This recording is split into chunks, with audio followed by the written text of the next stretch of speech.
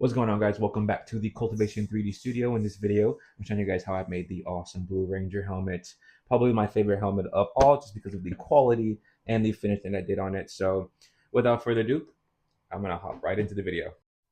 All right, guys, first things first, the rough print. This took about 32 hours to print, so not too bad, about a day and a half. We're going to go ahead and hit this with the 80 grit, the 120 grit, and the 220 grit.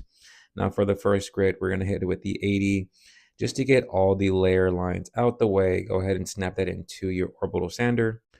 And let's make sure we have our safety mask on first. Now, guys, for this one, the Blue Ranger doesn't have that many details in it, so this is pretty quick work with the orbital sander. I got most of it done with just the orbital sander, so didn't really need to go too crazy with just free sandpaper. But I did go ahead and go back with it a little bit.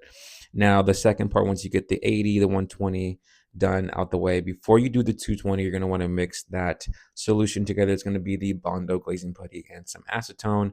Doesn't necessarily need to be too thick. You do want to have a little bit of like a muddy paste going on here. Go ahead and cover this up. Do about 2 or 3 layers just to get all the cracks and parts that you just didn't really hit with the sander.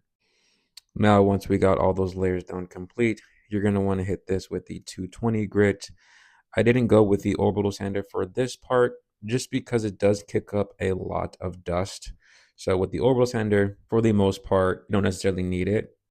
Now, I'm not sure why I didn't record this part, but go ahead and once you're done with that, spray it with the filler primer and then come back with the regular Bondo glazing putty to fill in some of the spots that weren't hit with the filler primer. And you're going to want to use a 220 grit to get these broken down to a smooth surface. This shouldn't take very long since you're only hitting the spots that are necessary on this. For me, I went ahead and did a lot of it, so it should look something like this when you're done. Now, for the most part, this helmet doesn't have too much detail, but the details that it does have, you are going to want to come in with a filing tool just to get in the grooves and make sure you're not sanding those down to lose the details that this helmet does have. These filing tools are pretty cheap, so you can get a set of a variety pack for about 15 bucks on Amazon, so nothing too crazy. Now, once you're done with that, you are going to want to spray it again with the filler primer just to make sure everything is coated properly. You don't have anything on there that you missed.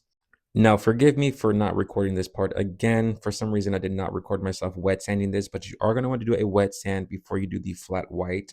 It's going to be between 400 and 600. If you want to do both, by all means, that should get you right where you need to be for the primer.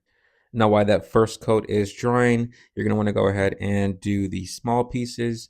So I did the resin coating for these coats. Don't take very long. It's about 5 or 6 coats on here.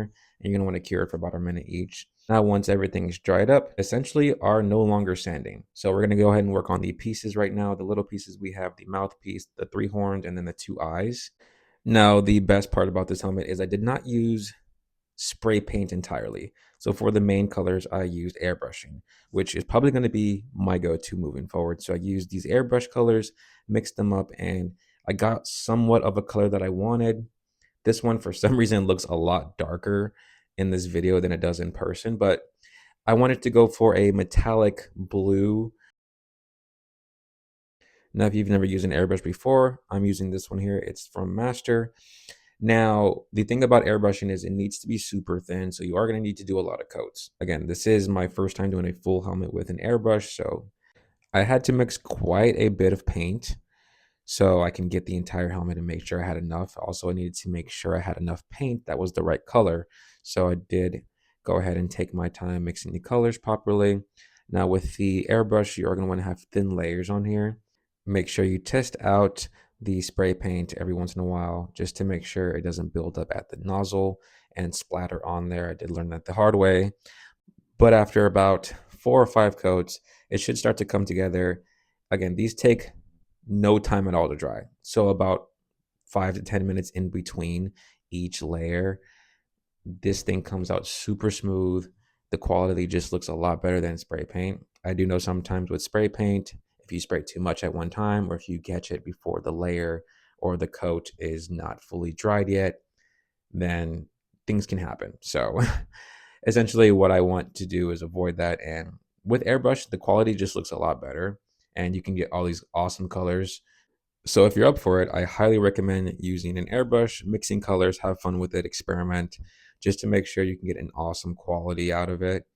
Again, for the most part, it's not, you don't need to do that. But if you want to get different colors, if you want to get metallic, if you want to get awesome things like that, they do sell spray paints that already are metallic blue, metallic red, things like that. I just prefer an airbrush just because the quality is better to me. Again, preference only. So for some reason, I didn't do the buckles before priming and doing all that stuff. So I did the buckles separate. Now, once you're done with all the coats, this is about 5 or 6 coats of the airbrush. It should look something like this. Now that shine, what I was talking about before, this is what I was talking about. It has a nice sparkle to it, giving it that high quality look.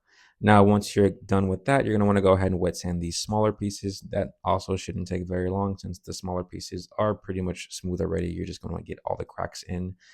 Now, for this next part, I am using spray paint, but for the most part, I'm only going to be using spray paint for priming pieces.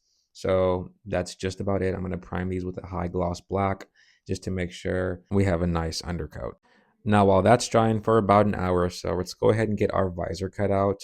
I already have the stencil for it. What I did is I just printed out the visor and laid it flat on the welding mask, cut that part out, and that's pretty much it. So it shouldn't take very long. You don't necessarily need to get as meticulous as me, but I wanted to get that little bridge part out. So again, you could just cut out a long strip out of the welding mask and it'll work just fine. Now, as I stated before, I'm going to be airbrushing this entire helmet. So I'm going to do the bits and pieces now. This is going to be with a metallic silver. There's no mixing required for this one. Most of the time, you can find a metallic silver airbrush paint anywhere. For the metallic blue, I specifically wanted to mix colors together and play around with it. So that was just me. But quite literally, this takes no time at all. As soon as I'm done with one, the next one is dry. Again, takes 2 to 3 minutes for these little pieces to dry. And then for the eyes, I used a metallic gold. Surprise, metallic. Love the way that the metallic color looks. It's shiny. It looks like a helmet. So, and then while everything's drying, I also just went ahead and added the magnets in here and the buckles. So that shouldn't take long as well. I was a little scared. Okay. Mind you, I was a little scared that adding the buckles after priming was going to cause some sort of mess up, but no. Now we're going back into the paint booth and getting the clear coat on there. So the clear coat, we're using the 1K clear coat on here. I'm probably going to find a different solution for the 1K clear coat just because the Duplicolor 1K clear coat takes so long to dry. When I say long, it takes like 30 hours for this thing to dry. But I mean, it looks nice. So we're going to go ahead and try to figure out another way for the next video. But for now, this looks super awesome. This is what everything looks like. You're essentially done with everything cut out and looking nice. This is it. I want to thank you guys for watching the video, sticking around to the end. I am finally on my last helmet, the White Ranger. Stay tuned. Knock this one out.